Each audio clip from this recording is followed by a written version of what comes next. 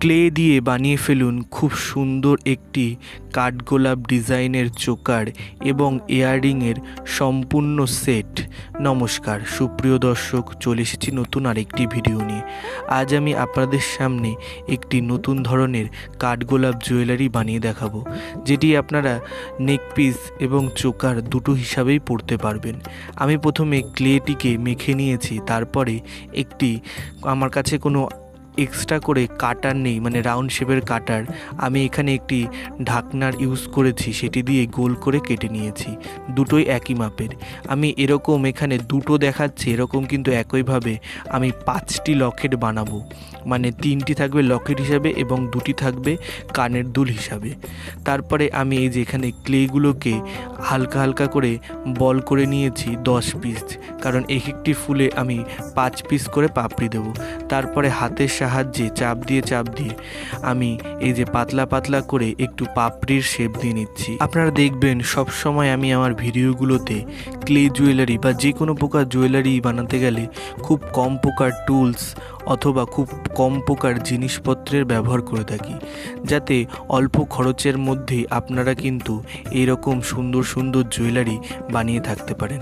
আমি এখানে দেখুন যতটা পেরেছি হাতের সাহায্যেই আমি এই ফুলগুলোকে একদম রিয়েলিস্টিক একটি লুক দেওয়ার চেষ্টা করছি।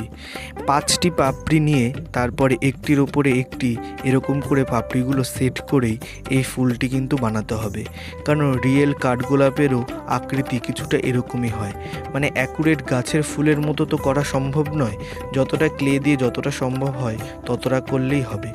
তারপরে আমি এখানে একটি গাছের পাতা নিয়ে নিয়েছি, তারপরে একটি ক্লে দিয়ে ওই গাছের পাতার যে জালকগুলো রয়েছে তার একটি ডিজাইন দিয়ে নিচ্ছি, যাতে একদম রিয়েলিস্টিক পাতা লাগে।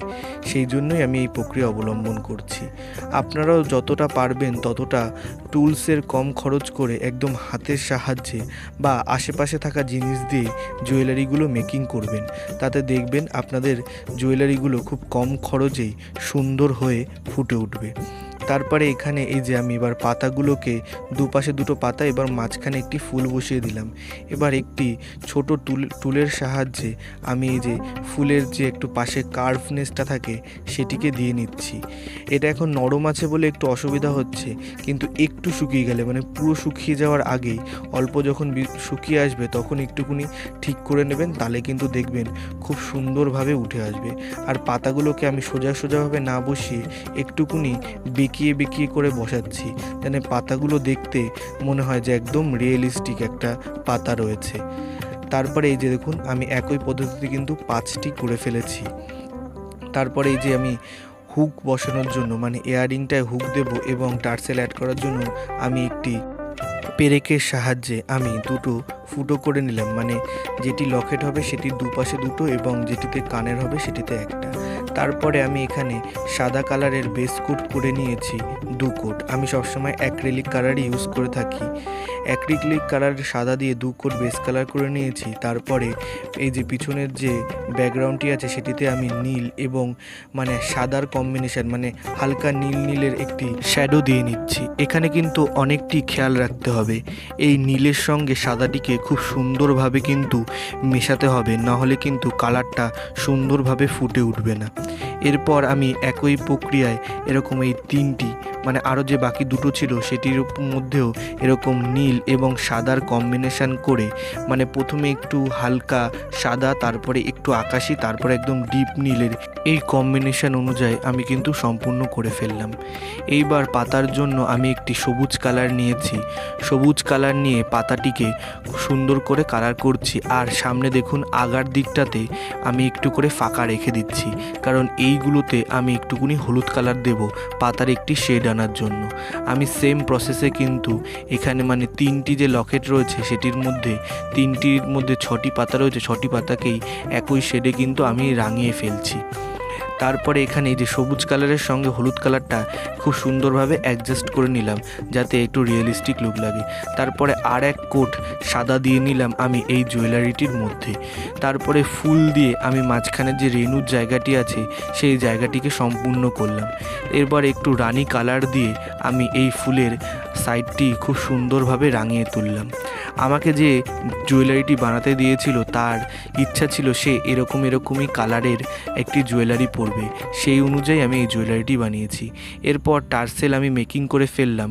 টার্সেলের পরে এবার জাম্প রিং দিয়ে আমি এখানে অ্যাড করছি এই ক্লে জুয়েলারিগুলোকে।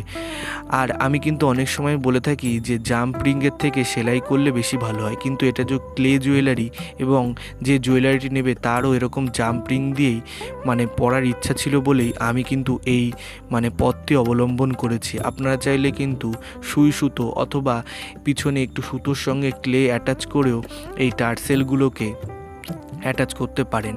আমি এখানে টার্সেলে আরও একটি সুতোর বল নিয়েছি সাদা কালারে, সেটির সঙ্গে একটি জাম্প রিং দিয়ে আটকে নিলাম। তারপরে কিন্তু আরেকটি জাম্প রিংয়ের সাহায্যে দ্বিতীয় দিকেরও টার্সেলটি আমি সুন্দরভাবে অ্যাটাচ করে নেব। আমার এই জুয়েলারিগুলো কাউ যদি পছন্দ হয়, কেউ যদি কিনতে চান, অবশ্যই আমার সঙ্গে যোগাযোগ করতে পারেন। আমি ডেসক্রিপশানে ইনস্টাগ্রাম এবং ফেসবুক আইডির লিঙ্ক দিয়ে রাখবো। আপনারা চাইলেই কিন্তু আমার সঙ্গে এসে যোগাযোগ করতে পারেন এবং বিস্তারিত সব কিছু জানতে পারেন। আমি কিন্তু হোম ডেলিভারি দেওয়ারও সুবিধা রেখে রয়েছি। এই প্রকার আরও নিত্য নতুন ভিডিও পেতে আমার চ্যানেলটিকে সাবস্ক্রাইব করে পাশে থাকা নোটিফিকেশানটি অন করে রাখবেন, যাতে আমার পোস্ট করা সব প্রকার ভিডিওই সবার প্রথমে আপনার কাছে পৌঁছায়। ভিডিওটি ভালো লাগলে একটি লাইক করবেন এবং ভিডিওটি কেমন লাগলো অবশ্যই আপনার মূল্যবান বক্তব্য আমাকে কমেন্টের মাধ্যমে জানাবেন।